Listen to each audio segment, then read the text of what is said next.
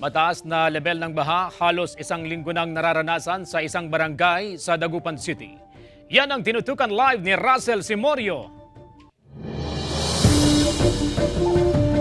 Russell? CJ, nakararanas ng pagbaha ang ilang island barangay dito sa lungsod ng Dagupan tulad ng Barangay Karaol. Hiling na mga residente na maayos na ang kanilang mga drainage kanal.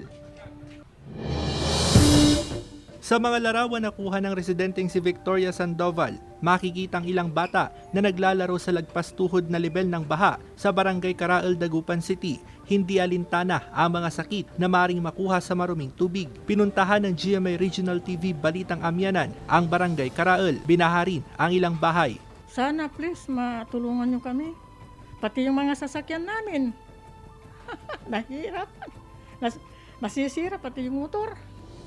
Alas 9 na ng umaga pero ganito na ang level ng baha dito sa paligid ng bahay dito sa Barangay Karaol, Dagupan City. Mas tumataas pa raw itong level ng baha pagpatak ng alas 10 ng umaga hanggang alas 10 ng gabi. Kaya ang ginagawa nila is naglagay sila ng tungtungan dito para makaiwas sa baha. Halos isang linggo na raw ang baha.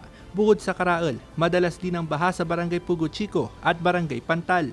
Ito na yung peak season ng high tide natin. Tapos sumasabay din yung monsoon season. And usually pag ganitong season na medyo mataas talaga yung high tide. Ayon sa pamunuan ng barangay, bukod sa high tide na sinasabayan ng ulan, problema rin ang mga baradong kanal sa barangay. Medyo barado na yung mga drainage natin dito kasi matagal na.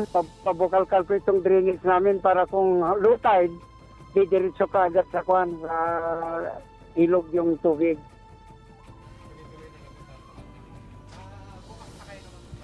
Si Jay, naglaan ng 40,000 pesos na pondo ang Barangay Council ng Karaol para maayos at malinis ang kanilang mga drainage canal. Sisimulan daw itong gawin kapag humupa ng baha. Si Jay. Maraming salamat, Russell Simorio.